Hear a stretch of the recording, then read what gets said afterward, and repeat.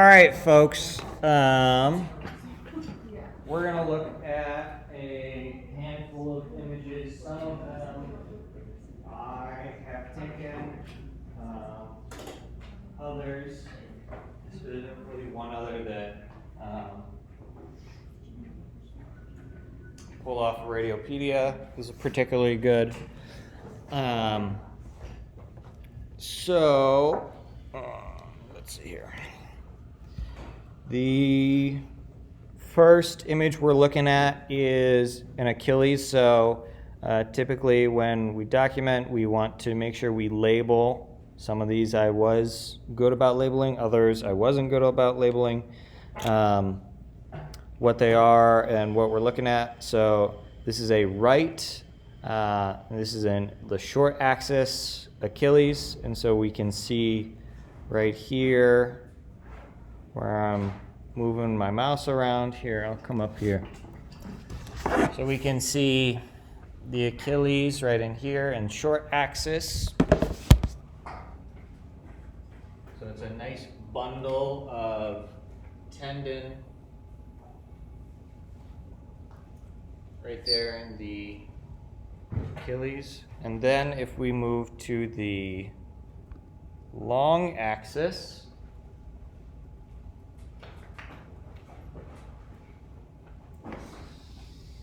we can see the calcaneus, our heel bone right here, and then we have the Achilles tendon running parallel to the probe right there. And then we get into, like, if you're really good, you can get like fat pad and all the fat over here. That Achilles. What else do we have here? So this is in a patient's ankle. It's their right ankle and it's transverse, so we're going forward to backwards. We can see two bundles right here of muscle. So it's peroneus brevis and peroneus longus muscles. They come kind of right behind your lateral malleolus on the outside of your ankle, wrap around and attach onto your foot. And then we have same structures, and we get a little bit better view right here.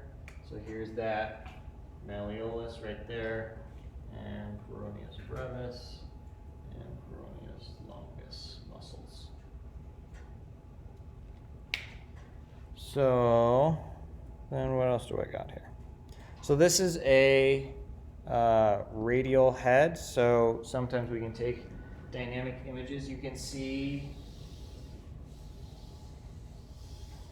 here, so if we were suspicious that this patient had a muscle tear or that they had fractured a part of their radius, we could potentially see. So right here, there's that radial head. And we can see the musculature moving as this patient rotates. So this is a transverse view, kind of right here on the patient's elbow.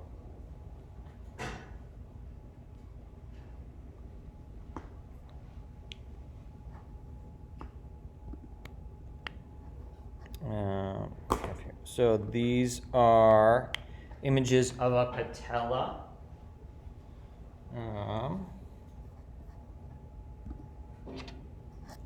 So you can see, or no, this should be patellar tendon, excuse me, because we can see through it. It doesn't have a harsh. So there's that patellar tendon. So between your quadriceps muscle and, or excuse me, between your kneecap, your patella, and your tibial tuberosity on your tibia, there's a nice, good bundle of tendon comes through and will strongly attach to your tibia. And then we have a longitudinal view of the same structure. So we have, this is the patella right here, and this is the tendon coming on. And we can see in this image in particular, we can see those longitudinal fibers that make up that patellar tendon. And so this is one of the cool things that you can do with ultrasound, is that you can actually see a lot of the fibers as compared to when we're doing stuff. So if we have a patient doing dynamic motion while we're imaging, we can see if there's some small tears developing or some other gapping in the structure when we have the patient move. Here's another image of patellar tendon, and that's shoulder.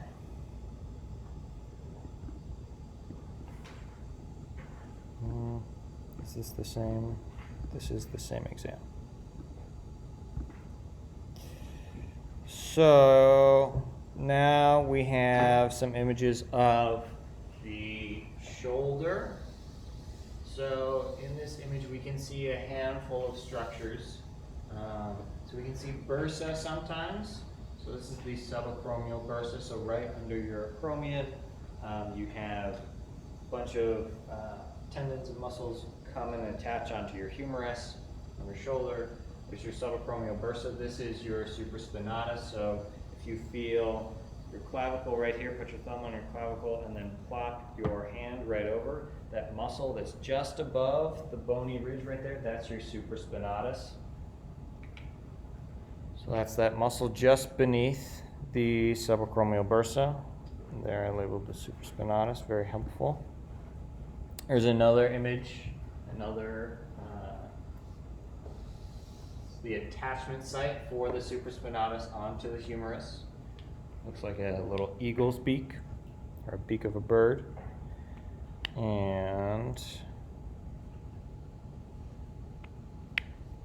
forget what this image is of, but we can see the muscle shortening and relaxing in this image.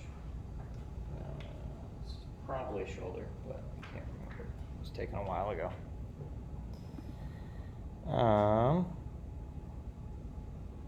So between your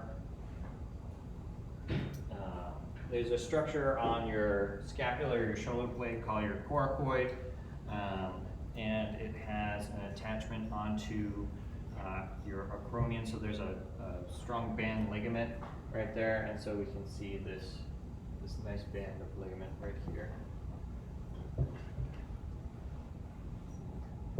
What else we got? So this is probably an image that I will have you all take. So it's a longitudinal view of the biceps tendon, and so we can see right in here, here's that tendon right on top of bone. And we can see those parallel fibers.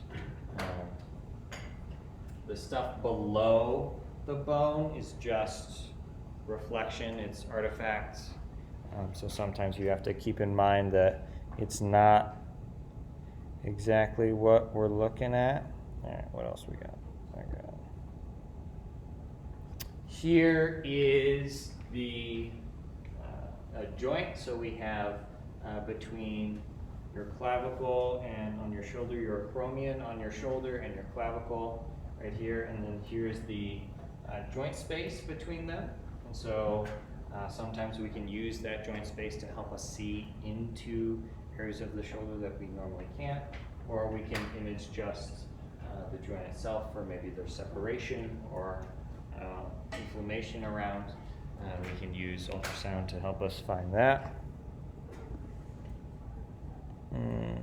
Here's another image of, so I believe this should be subscapularis muscle right here attaching onto the humerus.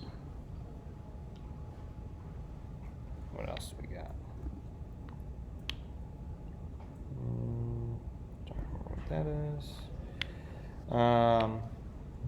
So then we have a view of other structures. So we have deltoid muscle right here. We have infraspinatus. So you have a handful of muscles that make up your rotator cuff, or muscles that help stabilize your humerus onto your scapula. supraspinatus, infraspinatus, teres minor, subscapularis, or supraspinatus, infraspinatus, subscapularis, teres minor. So supraspinatus, infraspinatus, subscapularis, and teres minor are 4 of your rotator cuff muscles. So these are 2 of your rotator cuff muscles, and then you have your deltoid muscle that kind of covers on either side of shoulder. So, and then down here is your glenoid or your humerus. All right, and then we got one more. So this image, these images are of probably one of the most common things I will use ultrasound for is for medial tibial stress syndrome, and trying to identify if there is some. We can see kind of either micro tearing or differences in that isoechoic or anechoic. Anechoic. That's what I want. Anechoic display of image. So when we have swelling or edema on ultrasound, it will appear dark or anechoic. And so in this, what we can see this kind of little dark line right above the tibia. And so that's going to indicate swelling on that attachment site of that medial tibia. And here's a transverse view. So this last view, this is a, oh, no, that's not what I want. I want this one. So a transverse view, or a longitudinal view, which gives us this lengthwise. And then if we cut the image in half, we can see lengthwise, here's that key right there for us. We can see that swelling right there on that tibia. So, another image. And then another thing that we can do is use Doppler imaging. And so what Doppler imaging can do, much like Doppler radar, uses the effect of motion. And so we can get blood flow information on if there's flow moving towards or away from the probe. And you can't necessarily rely on our probes that we will be using. It will be red and blue to tell you if it's moving towards or away from the probe, not necessarily if it's an artery or if it's a vein. So you have to keep that in mind and keep the scale in mind when you're looking at it. But you can see here in this Doppler image, you can see a heightened area of blood flow right over that tibia, and so that can be indicative of trauma occurred or an injury on that tibia. And so then here we have that in longitudinal view, and then we have a side-by-side of the symptomatic side and the asymptomatic side for this patient, and we can see a significant increase in that anechoic space just superficial to the tibia. And what's this last one? Then we have a cross-sectional view here. Once again, asymptomatic, kind of smooth, don't really see that anechoic layer right above the tibia. All right. I am not going to start injury pathology today with you all. Any questions on ultrasound imaging?